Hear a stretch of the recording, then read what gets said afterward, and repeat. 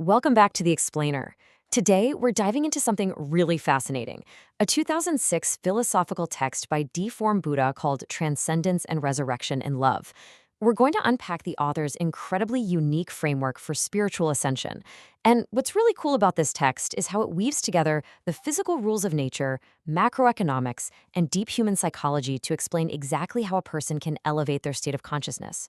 It's an intricate mental model, and it absolutely challenges how we look at our surroundings and, frankly, our inner selves. So let's just jump right in. Picture this for a second. What is it that turns a completely ordinary tree root into a priceless masterpiece? The text hooks us right away by laying down a fundamental, undeniable rule of the physical universe. Things don't just change on their own. Raw iron, it's not going to become steel just sitting there. An ordinary chunk of wood isn't going to spontaneously transform into beautiful art while it's resting on the forest floor. The author really stresses that all transformations, whether we're talking physical, artistic, or even spiritual, demand highly specific conditions. Without the exact right environment, your potential is, well, just unfulfilled potential. To really drive this home, the author uses some great vivid examples from nature to show how environment completely dictates change. Think about the stuff happening around us every single day. A seed desperately needs the right soil to actually germinate, right? An egg has to have the exact perfect temperature to hatch. Vinegar only gets that sour kick for a very specific fermentation process. And the coal and oil powering our cities, they are only created under absolutely immense sustained pressure over massive stretches of time. The big takeaway here is that transformative conditions don't just magically appear out of thin air. They require intention, precision, and wisdom to set up. Now, let's pull this concept out of the physical world and apply it to humans. The text uses this really striking analogy.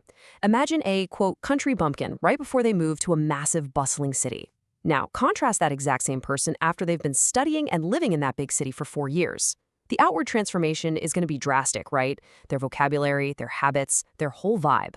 The author is suggesting that just as a city visually and behaviorally shapes a person, the environments we inhabit deeply and inevitably shape our internal conscious state. We literally absorb the world around us. And that brings us to a total paradigm shift. The text flips the script on how we usually think about the places we live and work. It argues that unhappy environments don't just randomly happen to us, they are actively created by unhappy individuals. According to the author, your current reality is entirely shaped by your consciousness. It's basically a mirror reflecting your inner world.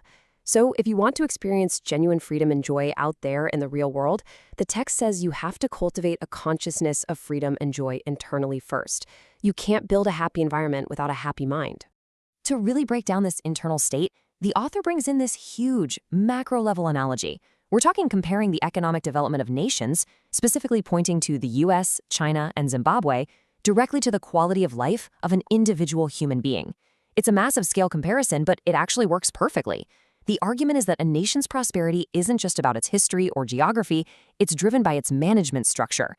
In that exact same way, a human's overall quality of life is driven entirely by their internal life structure. A country wants to thrive? Upgrade the management. A human wants to evolve? Upgrade the life structure. Which begs the question, what exactly is a life structure? The author defines it as the non-material core of a being. It's composed primarily of consciousness. Think of it as the invisible architecture of who you are. And the text states that it's this precise structure that dictates your path, whether you remain immortal, stuck repeating the same cycles, or whether you actually ascend to higher spiritual realms, maybe even becoming a celestial being, a Buddha or a god.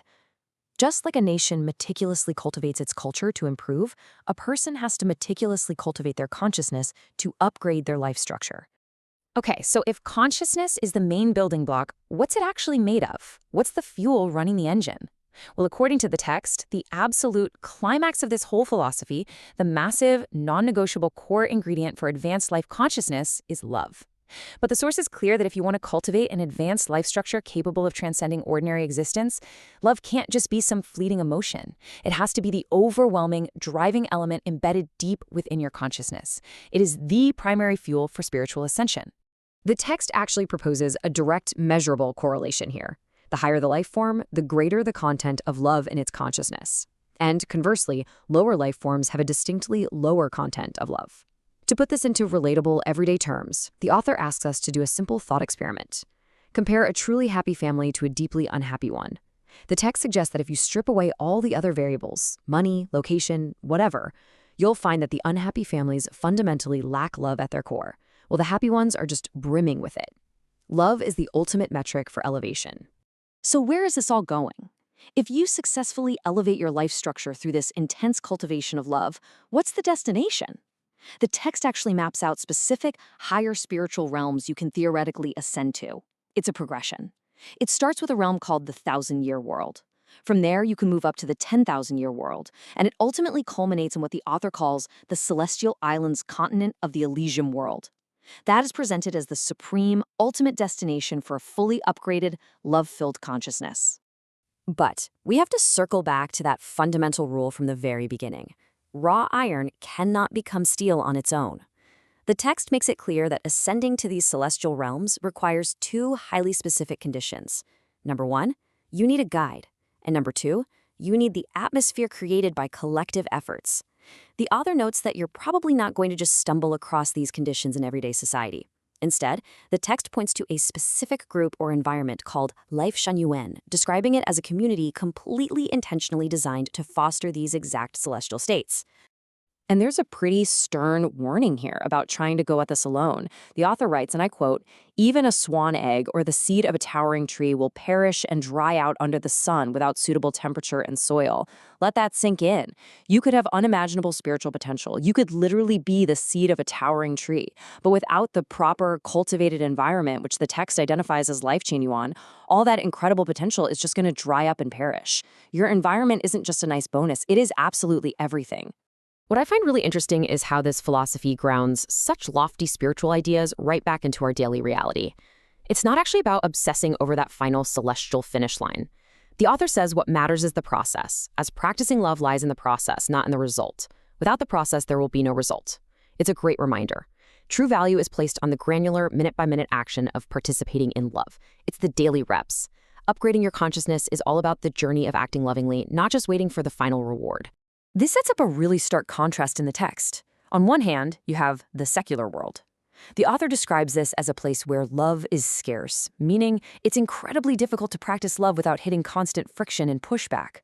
On the completely opposite end of the spectrum is Lifechanyuan, which the text describes as an entirely frictionless ocean of love.